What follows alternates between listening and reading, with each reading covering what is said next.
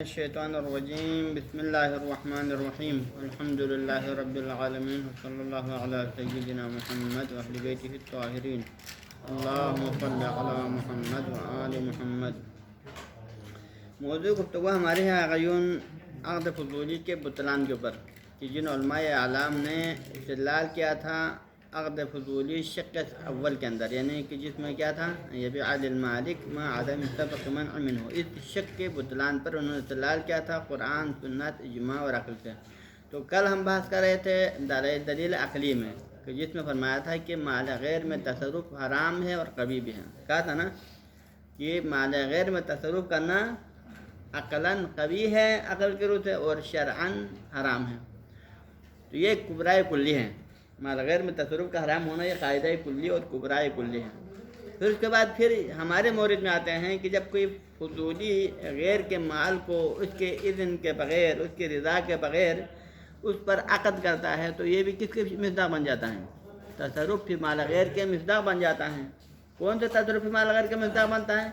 جو عقلاً قبیح اور شرعاً حرام ہے، اسی کا فرد بن جاتا ہے۔ تو نتیجے میں پھر کیا ہوگا؟ اس کے اوپر بھی خود بہت وقوع بھی آ جاتا ہے اور حرمت بھی آ جاتا ہے۔ ٹھیک ہے نا؟ یہ کہا تھا کل قدیمین کے جو لفظ میں تھوڑا مجھے ذہن سے نکل گیا تھا، اس سے مراد قدیمین کہا تھا، اس سے مراد کون ہے؟ ابن جنید الاسکافی اور ابن ابی عقیل العمانی ہیں۔ ٹھیک ہے، یہ میں دیکھ کے آیا تھا لیکن یہاں میرے ذہن سے نکل کے جو ہے وہ ابھی بیان نہیں کر سکا۔ ٹھیک ہے نا؟ یہ مراد یہ دونوں ہیں، ابن جنید الاسکافی اور ابن ابی عقیل العمانی۔ یہ ٹھیک ہے، ذہن میں رکھو اس کو۔ تو کل دلیل عقلی کو ہم نے بیان کیا ہے، کس حد تک بیان کیا ہم نے؟ فقط ان کے ادلے کو ہم نے بیان کیا ہے، لیکن ابھی مصنف کا جواب ابھی سامنے نہیں آیا ہے کہ ان کا جواب بھی دینا ہے نا ہم نے۔ تو آج کا موضوع گفتگو ہے ان ادلے کا جواب، اس کو دلیل عقلی کا جواب مصنف کے پاس کیا ہے۔ تو مصنف نے تقریباً 5 طریقے سے اس کا جواب دیا ہے، اس دلیل عقلی کا 5 طریقے سے جواب دیا ہے۔ ہاں جی، والجواب، جواب یعنی کس کا جواب؟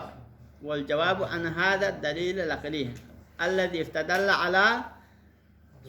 على بطلان العقد الفضولی في الشق الاول، عقد فضولی کے بطلان پر جو دلیل عقلی انہوں نے بیان کیا تھا اس کی کا جواب کیا ہے؟ پہلا جواب نمبر 1، جواب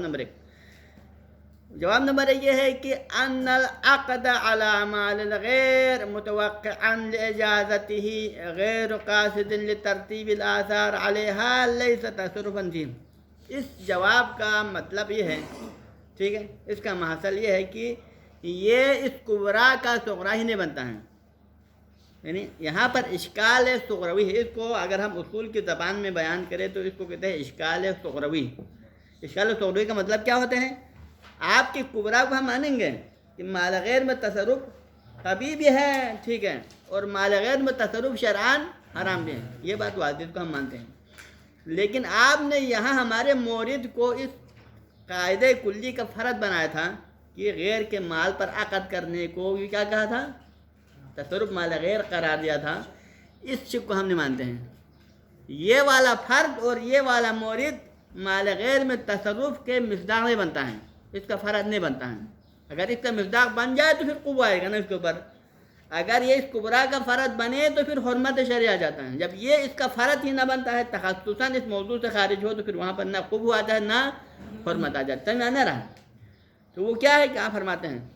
ان العقد علی مال الغیر، کہ غیر کے مال پر عقد کرنا، چاہے وہ عقد بیع کی شکل میں ہو چاہے وہ شراء کی شکل میں ہو، ٹھیک ہے نا؟ تو یہ عقد مال غیر کے اوپر کرنا، مطلب یہ کتاب جو کہ زید کا ہے، زید کی کتاب میں کسی کو دے دیا نہیں، میں نے اس کو میں نے کسی کے ملکیت میں منتقل نہیں کیا ہے، میں نہ کسی کو میں نے ہبہ کیا ہے، نہ کسی کے ہاتھ میں دیا ہے، کچھ بھی نہیں دیا نا۔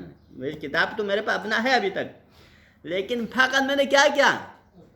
اس پر بیعت و شریت کیا، نقل انتقال نہیں ہوا ابھی تک نقل انتقال ہوا نہیں ہے، وہ تو کتاب میرے پاس ہے، لیکن فقط اسی پر معاملہ ہوا ہے کہ میں نے بیعت کہا، اس نے قبیل تو کہا۔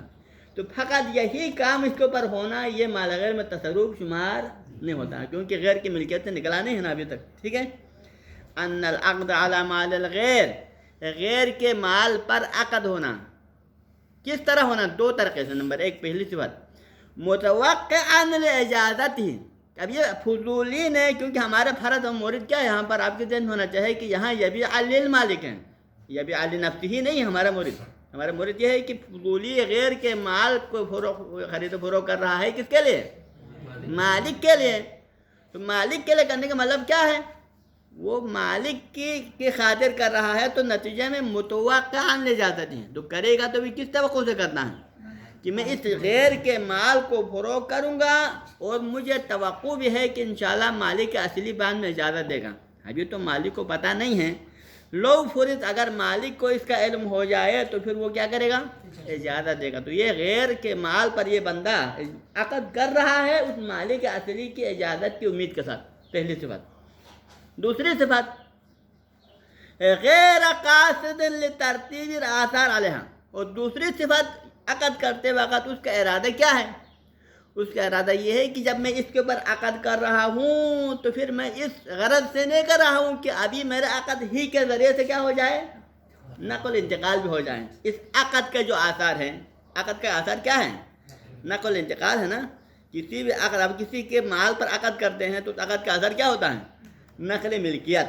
کہ مبیع مشتری کی ملکیت میں منتقل ہو جائے، سامان بائع کی ملکیت میں آ جائے. تو یہ جو اثر ہے، یہ فضولی جب یہ معاملہ کر رہا ہے تو پھر معاملہ کرتے وقت اس اثر کا فعلاً مرتب ہونے کا ارادہ نہیں رکھتا کہ میں یوں ہی میں عقد کروں بھی تو وہ شرائط کا ہوں تو فوراً ہی کیا ہو جائے؟ مبیع مشتری کی ملکیت میں جائے اور سامان میں جو ہے مالک کی ملکیت میں آ جائے. یہ ارادہ اس نے نہیں کیا ہے، بلکہ اس کا ارادہ کیا ہے؟ ارادہ یہ ہے کہ اگر بعد میں مالک اجازت دے تو پھر جا کے نقل و ملکیت ہوگا. ابھی نقل و ملکیت ہونے کا ارادہ. تو دو صفت کے ساتھ عقد کیا ہے. نمبر ایک، دو صفت کیا ہے؟ پہلی یہ ہے کہ متوقع اجازت ہے، مالک کی اجازت کی امید کے ساتھ اس نے عقد کیا. نمبر دو، غیر قاصد لترتیب الاثار علیہ. اور دوسری بات یہ ہے کہ اس پر ابھی فعلاً اثر مرتب ہونے کا ارادہ نہیں کیا ہے. تو ان دو صفت کے ساتھ غیر کے مال پر عقد کرنا، ابھی انا کا خبر آیا نہیں. ان العقد على مال الغیر مقرونا بهذین الصفتین. مثلا غیر کے مال پر عقد کرنا ان دو صفتوں کے ساتھ، یہ دونوں کیا ہے؟ لیس تصرفا فیہ، یہ تصرف شمار نہیں ہوتی. سمجھ آنے رہا؟ اگر فقط عقد بما ہوا عقد، غیر کے مال پر فقط عقد کرنا، یہ بذات خود مال غیر میں تصرف کے عنوان میں داخل نہیں ہوتا ہے، تاکہ اس کبرا کا یہ صغرا بن جائے، تاکہ اس کبرا کلی کا یہ فرد بن جائے، تاکہ اس کے اوپر حرمت شرعی آ جائیں، تاکہ اس پر قباحت عقلی آ جائے. ایسا نہیں ہے.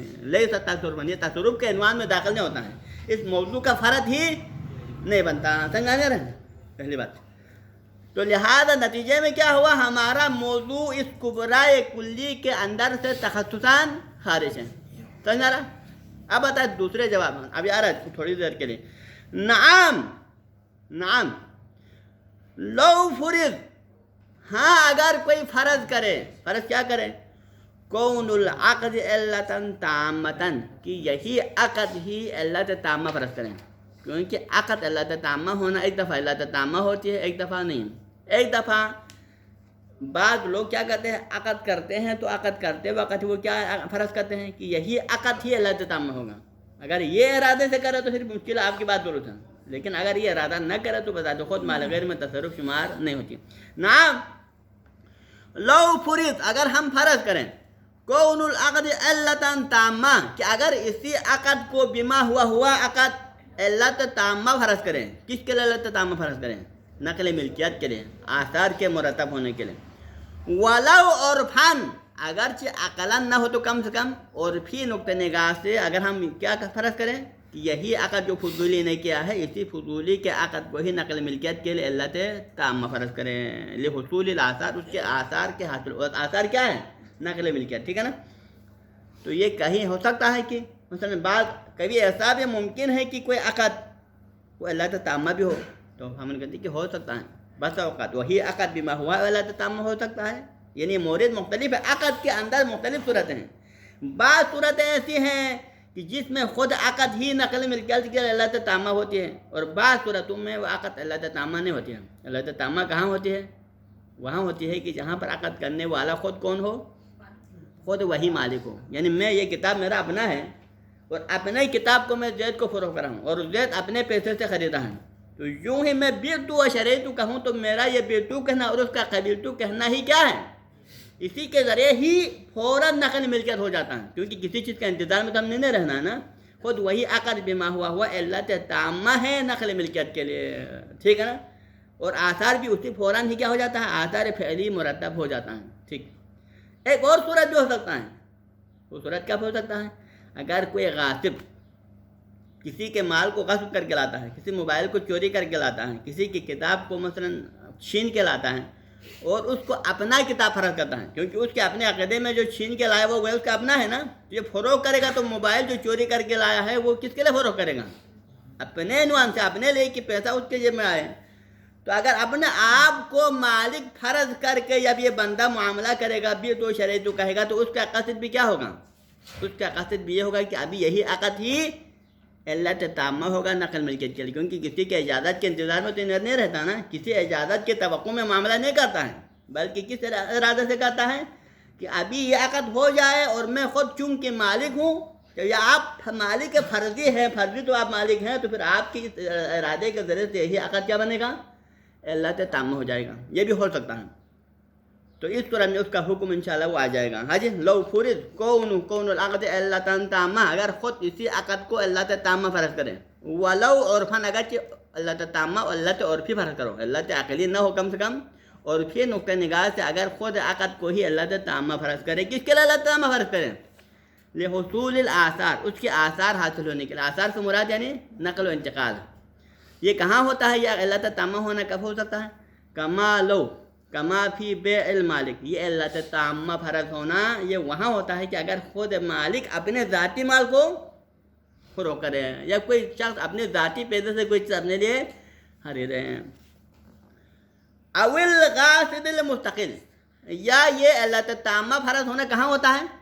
وہاں ہوتا ہے کہ اگر کوئی غاصب مستقل کا مطلب کہ جس نے کسی سے غصب کر کے لائے اور اپنے آپ کو مالک اصلی سمجھتا ہے، اس کا عقیدہ یہ ہے، اس طرح سے اگر کسی مال کو فروخت کرتا ہے تو پھر اس کا اپنے عقیدے میں یہ عقد کیا ہے؟ اس کے اپنے عقیدے کے مطابق یہ عقد کیا ہے؟ علت تامہ ہے، ٹھیک ہے؟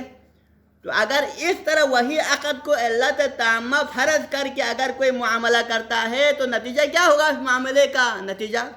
تو نتیجہ یہ ہوگا کہ کان حکم العقد جوازا و منعا حکم معلوله، تو پھر اس طرح میں اس عقد کا حکم بھی کیا ہوگا؟ اس عقد کا حکم بھی جواز اور منع کے حوالے سے اس کا معلول کا حکم ہوگا۔ عقد کیا ہے؟ علت ہے، اور اس کا معلول کیا ہے؟ نقل انتقال ہے نا؟ تو پھر نتیجے میں ہمارے لیے دو فرض بیان ہوا کہ جہاں دو صورت ہیں جہاں پر عقد کو علت تامہ فرض کیا جاتا ہے۔ نمبر ایک کہاں ہوتا ہے؟ مالک اصلی عقد کو علت تامہ فرض کر کے معاملہ کرتا ہے، اور دوسری صورت کیا ہے؟ غاصب مستقل عقد کو علت تامہ فرض کرتا ہے۔ تو اس دونوں کے لیے معلول ہوگا نا۔ مالک اصلی جب بیع و شراء کرتا ہے تو اس کے لیے معلول ہے، نقل و انتقال ہے، تو شرعاً اس کی کوئی حیثیت ہے، شرعاً اس کا بھی کوئی حکم شرعی ہے۔ اور اگر غاصب مستقل علت تامہ کے عنوان سے کوئی عقد کرتا ہے تو اس کا بھی شرعاً ایک معلول ہے، وہ کیا ہے؟ وہی نقل و انتقال ہے، اور شرعاً اس کا بھی حکم ہے۔ شرعاً حکم کیا ہے؟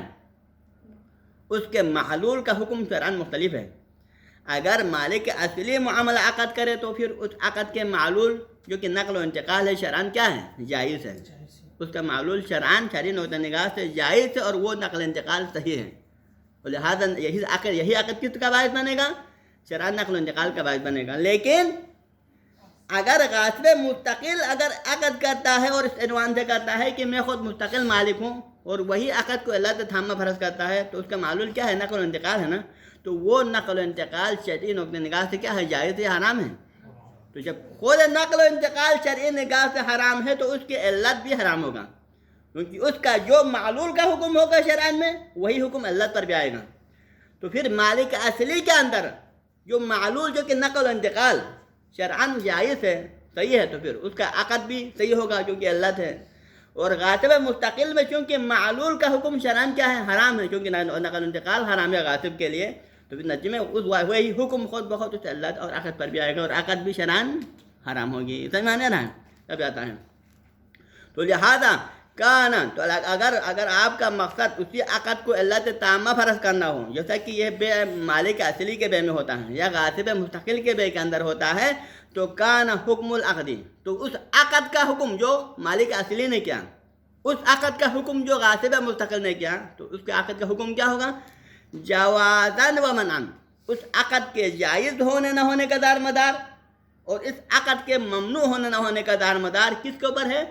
حکم معلول ہی، اس کے معلول کے حکم پر موقوف ہے، کہ اگر اس کا معلول جو کہ نقل و انتقال شرعاً اگر جائز ہے، جیسا کہ مالک اصلی کے بے کے اندر نقل و انتقال جائز ہے، تو پھر عقد کے اوپر بھی وہی جواز کا حکم آئے گا۔ اور اگر جہاں پر معلول کا حکم ممنوعیت ہے شریعت کے نظر میں، یہ کہاں ہو سکتا ہے؟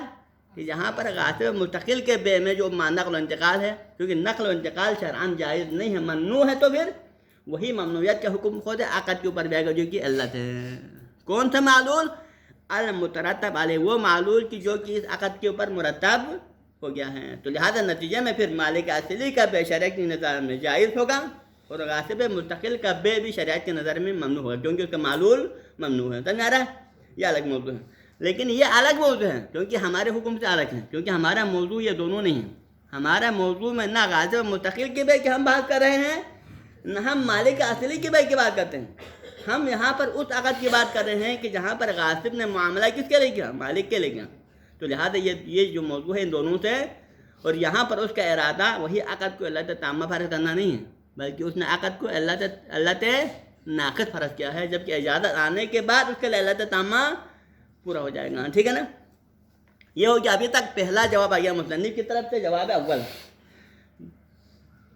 دوسرا جواب ثم سے آگے جواب ثانی ہے، ثم لو فرض کونہ تصرفا فمما استقل العقل بجوازه مثل الاضاء والاستلاء بنور الغیر ونارہ۔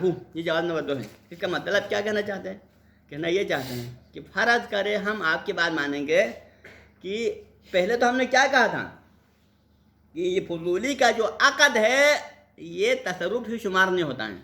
فضولی کا عقد جو غیر کے مال پر جو عقد کیا ہے، یہ عقد خود مال غیر میں تصرف ذرے تو شمار ہی نہیں ہوتا۔ جب شمار نہیں ہوتا ہے تو پھر تصرف مال غیر کی حرمت کے دائرے میں داخل نہیں ہوتا۔ اب دوسرا جواب کیا ہے؟ ہم آپ کی بات مانیں گے ونسلم، تسلیم کیا کریں گے کہ ان ھذا تصرف فی مال الغیر، یعنی ہم نے بھی آپ کی بات مانا کہ فضولی کا یہ عقد جو کسی غیر کے مال پر کیا ہے یہ تصرف مال غیر شمار ہو جاتا ہے، یہ بھی تصرف مال غیر ہے، ہم نے مان لیا۔ تو پھر کس نے کہا کہ کوئی قاعدہ ایسا قاعدہ کلی ہے کہ جہاں پر بھی مال غیر میں تصرف وہ سب کے سب حرام ہو؟ کوئی ایسا قانون کلی یعنی مکمل 100% جہاں پر بھی تصرف مال غیر کا عنوان آ جائے وہاں پر حرمت آ جائے، وہ کہ ایسا قانون کلی نہیں ہے، بلکہ ہمارے پاس بہت سارے ایسے مثالیں بھی ہیں کہ جہاں پر مال غیر میں تصرف تو شمار ہو جاتے ہیں، لیکن عقلاء اور شرع دونوں وہاں پر استثنائی طور پر ان موارد کو کیا کہتے ہیں؟ اس کو حرام قرار نہیں دیتے ہیں، وہ جائز ہیں۔ اس کی مثال کیا ہے؟ اس کی مثال یہ ہے کہ فرض کرے ایک بندہ کسی کے مثلا وہاں پر صحن میں بلب جلا ہوا ہے، اس بلب کی روشنی میں اگر اسے استفادہ کر کے کوئی کام کرتا ہے تو پھر عقلاً اور شرعاً کیا جائز ہے؟ ممنوع ہے۔ استضاء بنور الغیر، غیر کے نور سے استفادہ کر کے آپ اس استفادہ، آپ کا کوئی کام ہے وہاں پر، مثلا کوئی کام، آپ کام کو انجام دے رہے ہیں اور آپ کو روشنی کہاں سے آ رہا ہے؟ کسی دوسرے کے بلب کی روشنی سے آ رہا ہے نا، پھر آپ اس سے استفادہ کر رہے نہیں کر رہے ہیں؟ غیر کے مال سے آپ استفادہ تو کر رہے ہیں نا، لیکن نہ عقل کہتا ہے نہ شرع کہتا ہے کہ یہاں پر یہاں تصرف کیا ہو؟ حرام ہو۔ ایک اسی طرح غیر کے آگ سے آپ حرارت استعمال کرتے ہیں، یعنی استلاء بنار الغیر کا معنی کیا ہے؟ غیر نے آگ جلایا ہوا ہے اور اس آگ کے ذریعے سے آپ کیا کرتے ہیں؟ گرمائش حاصل کرتے ہیں۔ تو یہ آگ، غیر کے آگ سے استفادہ کرنا، یہ بھی تصرف مال غیر ہے یا نہیں ہے؟ تصرف مال غیر تو ہے، لیکن شریعت اس کو حرام قرار نہیں دیتا ہے اور نہ عقل اس کو کبھی سمجھتا ہے۔ ٹھیک ہے نا؟ سمجھا نا؟ تو انہی میں سے ایک یہ بھی ہمارا مورد بھی انہی میں سے ہے، کیونکہ غیر کی کتاب کو آپ نے اپنی جگہ پر رکھا ہوا ہے، اس کو کسی کو دیا نہیں ہے، یہ تو آگے پیچھے تو نہیں لے گیا نا، فقط کیا کیا ہے اس کے اوپر؟ عقد کیا ہے اس کے اوپر؟ بے تو وہ شریعتوں کہ عقد کیا ہے نا، تو یہ عقد کرنا یہ اگرچہ چلو آپ کی بات ہم مان بھی لیں کہ یہ تصرف ہیں، لیکن یہ والا تصرف شرعاً حرام نہیں ہے، نہ عقلاً کبھی ہے۔ تصرف ہونے کے باوجود بھی یہ نہ شرعاً حرام ہے نہ عقلاً کبھی ہے۔ ٹھیک ہے؟ تو لہذا لو فرض یعنی لو فرض، اگر ہم فرض کریں کہ کونہ تصرفاً، کہ کون العقد الفضولی تصرفاً، یہ عقد جو کہ فضولی نے کیا ہے اس کو ہم تصرف شمار بھی کریں، لیکن فمما استقل العقل، لیکن پھر بھی عقل مستقلاً حکم دیتا ہے، انسان کا عقل مستقلاً یہ حکم دے رہا ہے، کیا حکم دے رہا ہے کہ بجواز ھذا التصرف، بجواز ہی کی ضمیر کہا جاتا ہے، بجواز مثل ھذا التصرف، کہ اس طرح کے تصرف شرعاً اور عقلاً دونوں جائز ہے۔ عقل کہتا ہے کہ یہ تصرف میں اس میں کوئی قباحت نہیں ہے، کیونکہ آپ نے اس میں کوئی آگے پیچھے نہیں لے گیا بلکہ فقط عقد کیا ہے۔ اس کی مثال کیا ہے؟ اس کی مثال مثل الاستطاعہ والاستلاء بنور الغیر ونارہ، جیسا کہ اس کی مثال یہ ہے کہ استطاعہ یعنی روشنی حاصل کرنا۔ کہاں سے روشنی حاصل کرنا؟ یہ لفظ نشر مرتب ہے، استطاعہ بنور الغیر، اصل مراد ہے استطاعہ بنور الغیر، غیر کے نور سے روشنی حاصل کرنے کی طرح، جو کہ عقلاً قبیح نہیں ہے، عقلاً حرام نہیں۔ والاستلاء بنارہ، یہ نار سے مربوط ہے، اور کسی دوسرے کے آگ سے گرمائش حاصل کرنے کے معنی ہے، جو کہ عقلاً قبیح نہیں ہے، عقل کو قبیح نہیں سمجھ کہ عقل مستقلاً اس کو صحیح قرار دیتا ہے، اس کو جائز قرار دیتا ہے۔ تو لہذا اسی عقد فضولی کے ذریعے سے کسی غیر کے مال پر عقد کرنا بھی اسی استطاعہ اور استلاء کے مانند عقل کہتا ہے کہ اس میں کوئی قباحت نہیں، یہ تصرف ہو فرض کریں، لیکن یہ والا تصرف شرعاً عقلاً قبیح نہیں ہے، ٹھیک ہے نا؟ کیونکہ ہمارے پاس کوئی قانون کلی نہیں کہ جہاں پر بھی تصرف سے دیکھا جائے وہاں پر کیا ہو جائے؟ حرام ہو جائے۔ یہ دوسرا جواب ہے مصنف کی طرف سے۔ معاذ تیسرا جواب، معاذ سے آگے تیسرا جواب، جواب نمبر 3، معاذ انه قد يفرض الكلام فيما اذا علم الاذن في هذا من المقال او الحال بناء على ان ذلك لا يخرج عن الفضول۔ یہ اشارہ ہے اس سے پہلے والے ایک مطلب طرف کہ یہاں پر کہا تھا نا ہم پہلے بھی کہ اگر کہیں پر فرض کرے عقد فضولی جو کسی غیر کے مال پہ عقد کرتا ہے نا، تو پھر ہر وقت تصرف مال غیر کے عنوان میں داخل نہیں ہوتا ہے۔ کیوں؟ کیونکہ اس کے بعد موارد ایسے بھی ہوتے ہیں کہ ان موارد میں کیا ہوتا ہے؟ فضولی کو مالک کی رضا باطنی کا علم ہوتا ہے، ٹھیک ہے نا؟ فضولی کو کیا ہوتا ہے؟ مالک کی رضا باطنی حاصل ہوتا ہے، اور اس رضا باطنی کا اگرچہ اس نے صراحتاً نہ فحوان نہ صراحتاً اظہار کیا ہے، لیکن کوئی قرینہ حالیہ یا کوئی قرینہ مقالیہ آپ کو مل جاتا ہے کسی نہ کسی طریقے سے، کہ جس قرینہ حالیہ یا مقالیہ کے ذریعے سے آپ قرینے کے ذریعے سے آپ کو پتہ چل جاتا ہے، کیا پتہ چل جاتا ہے؟ کہ اس عقد کے اوپر مالک کی رضا باطنی حاصل ہے، اس عقد پر مالک کی رضا باطنی حاصل ہے۔ تو آپ کو مالک کی رضا باطنی کا پتہ چل جائے کسی بھی طریقے سے، تو اب یہاں سوال آ جاتا ہے کہ وہ عقد فضولی کہ جس کے اوپر مالک کی رضا باطنی کا پتہ ہو فضولی کو، تو کیا یہ فضولی کے عنوان میں باقی رہ جاتا ہے یا فضولی کے عنوان سے خارج ہو جاتا ہے؟ تو اس میں مشہور اور مصنف نے کیا فرمایا؟ مشہور کا نظرہ ہے، مصنف نے تو اس کو خارج کرا دیا، پہلے بھی بتا دیا، لیکن مشہور کا نظرہ اس میں یہ ہے کہ یہ فضولی رہ جاتا ہے۔ یہ والا مورد مشہور کے رائے کو مانے تو کیا ہوتا ہے؟ یہ فضولی کے مصداق میں ہے، اگرچہ آپ کو مالک کی رضا باطنی کا علم ہے، لیکن علم ہونے کے باوجود پھر بھی یہ فرض کیا ہے؟ فضولی کے مصداق ہے، اب بھی عقد فضولی کے دائرے میں باقی رہ جاتا ہے، لیکن فضولی ہونے کے باوجود بھی یہ عقد کیا ہے؟ صحیح ہے، باطل نہیں ہے، ٹھیک ہے نا؟ تو لہٰذا آپ لوگوں نے عقد فضولی مال غیر پر عقد کرنے کو مطلقاً حرام کرا دے رہے دلیل عقلی کے ذریعے سے، تو پھر دلیل عقلی کے ذریعے سے عقد فضولی کے یہ والے مسائل کیا ہو جاتے ہیں؟ مستثنیٰ ہو جاتے ہیں، کہ جہاں پر مالک کی رضا باطنی کا کیا ہو جائے؟ علم ہو جائے، ٹھیک ہے نا؟ یہ کہنا چاہتے ہیں ما انہو قد یفرض الکلام، کبھی بات کیا جا سکتا ہے، گفتگو کیا جا سکتا ہے، کہاں پر؟ کہ فیما، ان موارد میں، لیکن یہ کیوں کہا؟ کیونکہ دلیل عقلی کیا ہوتا ہے؟ کلی ہوتا ہے، دلیل عقلی قابل تصرف، یعنی دلیل شرعی دلیل نقلی میں کیا ہوتا ہے؟ وہ قابل تخصیص ہوتا ہے، اس میں استثناء آ جا کر بعض موارد کو تخصیص کیا جاتا ہے، لیکن دلیل عقلی قابل تخصیص نہیں ہوتا ہے، کیونکہ اس میں قانون کلی بیان کرنا ہوتا ہے۔ دلیل عقلی آپ کے ذہن میں ہونا چاہے کہ یہ قابل تخصیص نہیں ہوتا، کسی بھی قاعدہ عقلیہ میں آپ تخصیص نہیں ڈال سکتے ہیں، اور آپ یہاں پر کس استدلال کر رہے ہیں؟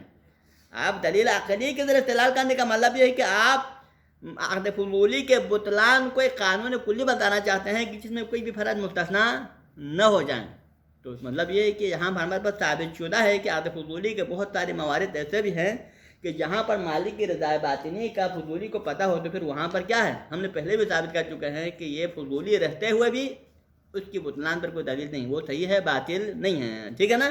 تو لہٰذا آپ کی دلیل عقلی میں کیا آیا؟ تخصیص آ گیا، مطلب یہ کہ دلیل عقلی درست نہیں ہے، ٹھیک ہے؟ معنی قد یفرض الکلام، بحث کیا جا سکتا ہے کہ فیما اذا علم الاذن فی هذا، یعنی فی هذا النوع من الفضولی، فی هذا النوع من العقد الفضولی، عقد فضولی کے اس نوع پر کہ جہاں پر عقد مالک کے لیے ہو رہا ہے، اس کے لیے علم اور اذن فرض کیا جا سکتا ہے کہ اس یعنی فضولی کو فرض کرے مالک کے اذن کا علم ہو گیا ہو۔ کیسے علم ہو گیا ہو؟ من مقال او حال، یا کسی قرینہ مقالیہ کے ذریعے سے یا کسی قرینہ حالیہ کے ذریعے سے فضولی کو پتہ چل گیا کہ مالک کا اذن باطنی اس معاملے پر حاصل ہے، تو اس طرح پھر یہ والا معاملہ صحیح ہے، اس میں کوئی اشکال نہیں ہے۔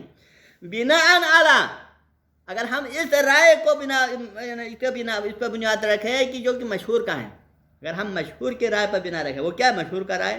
کہ ان ذلک لا یخرج عن الفضول، ان ذلک کا اشارہ کیا ہے؟ یعنی علم بالرضا الباطنی، کہ مالک کی رضا باطنی کا علم ہونا لا یخرجہ عن الفضولی، وہ اس معاملے کو فضولی کے دائرے سے باہر نہیں کرتا، یعنی بالفاظ دیگر اب بھی فضولی ہے، اگرچہ فضولی کو مالک کی رضا باطنی کا پتہ ہو لیکن پھر بھی یہ فرض فضولی کے اندر رہ جاتا ہے۔ کیوں؟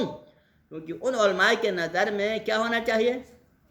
علم یعنی عقد معزون ہونے کے لیے مالک کا اذن صریح ہونا چاہیے، یہ اذن فحوائی ہونا چاہیے۔ اس کے علاوہ فقط آپ کو کسی دوسرے طریقے سے مالک کی رضا کا علم ہو جائے تو پھر وہ یعنی معزون کے عقد میں شامل نہیں ہے، بلکہ وہ فضولی کے عقد میں باقی رہ جاتا ہے، ٹھیک ہے نا؟ تو لہذا یہ بات لا یخرجہ عن الفضولی، مالک کی رضا باطنی کا علم ہوتے ہوئے بھی یہ معاملہ فضولی سے خارج نہیں، یعنی کیا؟ یہ فرض فضولی کا ہے، عقد فضولی ہے، لیکن اس کے باوجود بھی یہ عقد صحیح ہے یا باطل ہے؟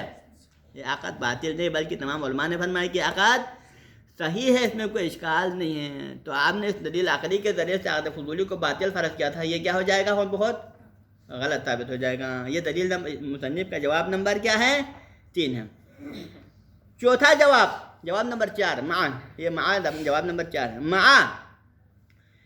ان تحریمہ لا يدل علی الفساد۔ مختصر جواب میں بتانا کیا کہنا چاہتے ہیں وہ یہ ہے کہ تحریم کس پہ آیا ہے یہاں پر؟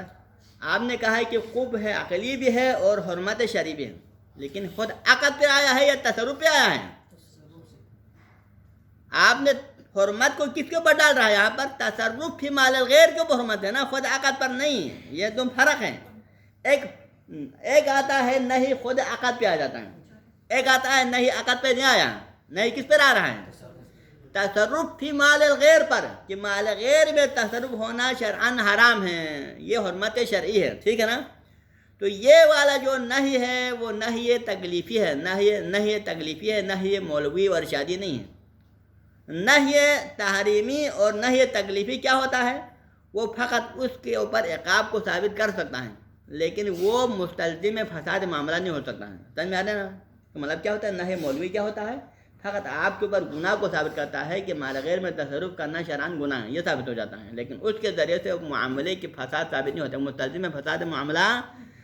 لہذا وہ نہیں جو مستلزمہ فساد ہے وہ کون سا نہیں ہے؟ نہیں ارشادی ہے، جو نہیں خود عقد پر آ جائے، خود معاملے پر آ جائے اور خود عقد پر آنے کے بعد پھر یہ نہیں ارشاد کے ذریعے ثابت کرے کہ یہ نہیں ارشاد الی فساد ہے، نہیں ارشاد الی فساد المعاملہ ہے۔ اگر اس کو ماننے کی ترتیب میں نہیں مستلزم فساد ہے، لیکن اگر نہیں ہو لیکن وہ مولوی اور تکلیفی ہو تو پھر وہ مستلزم فساد ہے۔ تو نتیجے میں ہم یہاں پر بھی کہیں گے کہ آپ نے دلیل عقلی کے ذریعے سے کیا ثابت کیا؟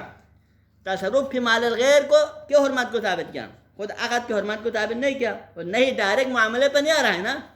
تو لہٰذا یہ والا نہیں جو جس کے ذریعے سے آپ معاملے کی فساد کو ثابت کرنا چاہ رہے ہیں، یہ نہیں تکلیفی و مولوی ہے، اور یہ نہیں تکلیفی و مولوی مستلزم فساد معاملہ نہیں ہیں۔ تو نتیجہ ہم کیا کہہ سکتے ہیں؟ ہم یہ کہہ سکتے ہیں کہ یہاں پر چلو عقد شرعاً مستحق عقاب تو ہو سکتا ہے، یہ کام آپ کے اوپر حرام ہونے کا مطلب یہ ہے کہ یہ کیا ہے؟ قیامت کے دن آپ پر عقاب تو آئے گا، لیکن اس کا معاملے کے صحت و بطلان کے ساتھ کوئی تعلق نہیں ہوگا، اور معاملہ اور فن صحیح ہو جائے گا، نقل و انتقال ہو جائے گا۔ ہاں جی، مع ان تحریمہ لا يدل علی الفساد، یہ کہ تحریم تصرف مال الغیر جو کہ تصرف مال غیر پر آیا ہے یہ معاملے کی فساد پر دلالت نہیں کر سکتا ہے، مستلزمہ یہ فساد معاملہ نہیں ہو سکتا۔ کیوں؟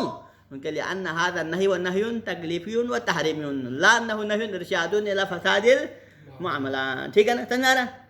چوتھا جواب مصنف کے جواب نمبر 4. پانچواں جواب نمبر 5, ما انه لو دل على بطلان البيع بمعنى عدم التردد والاثر. اب پانچواں جو آخری جو جواب ہے مصنف کا یہ ہے کہ فرض کریں ہم آپ کی بات مان لیں گے کہ یہ والا نہی تحریمی نہ ہو, فرض کریں نہی تکلیفی نہیں, فرض کریں بلکہ نہی ارشادی ہے. ہم آپ کی بات مانیں کہ یہ والا نہی بھی نہی ارشادی ہے اور مستلزمہ یہ فساد معاملہ ہے, فرض کریں کہ ھذا النہی و نہی ارشاد الی فساد المعاملہ, نتیجے میں یہ فساد پہ دلالت کر سکتا ہے, یہ ہم مان لیں. تو پھر فساد کی 2 قسم ہم نے کل بھی بیان کیا. فساد کی 2 قسم ہیں. ایک فساد ہوا بطلان المعاملہ من الاساس ہوتا ہے. ایک فساد کا معنی اور بطلان کا معنی جو ہم نے کہا کہ اس کا معنی یہ ہے کہ بطلان المعاملہ من الاساس نہیں ہے, بلکہ فساد کا معنی یہ ہوتا ہے کہ عدم ترتب اثر الفعلی, کہ فعلاً یوں ہی معاملہ کرے, اثر فعلی مرتب نہیں ہوتا ہے, بلکہ اثر فعلی کا مرتب ہونا معلق ہے کس کے اوپر؟ اجازت کے اوپر, کہ جب اجازت ملے گا تو جو ہے معاملہ صحیح ہو جائے گا, اور اگر اجازت نہ ملے تو وہاں سے آگے معاملہ فاسد ہوگا. تو لہذا فساد اگر آپ کے نظر میں اگر یہ نہی ارشادی ہو اور معاملے کے فساد پر دلالت بھی کر سکتا ہے تو پھر فساد سے مراد فساد من الاساس نہیں ہے, بلکہ فساد عدم ترتب الاثر الفعلی ہے. لیکن بعد میں اجازت ہو تو اثر مرتب ہونے کے اثر منافات نہیں ہے. سمجھا نا؟ مع انه لو دل هذا النهي على الفساد, مراد یہ ہے اگر یہ نہی فساد پہ دلالت بھی کرے, جو کہ تصرف فی مال غیر پر جو نہی آیا ہے وہ فساد پہ دلالت بھی کرے, تو لدل علی بطلان البیع, تو پھر یہ بے کے بطلان پر دلالت کرے گا. لیکن کون سے بطلان پر؟ بطلان من الاساس پر نہیں, بلکہ کون سے بطلان؟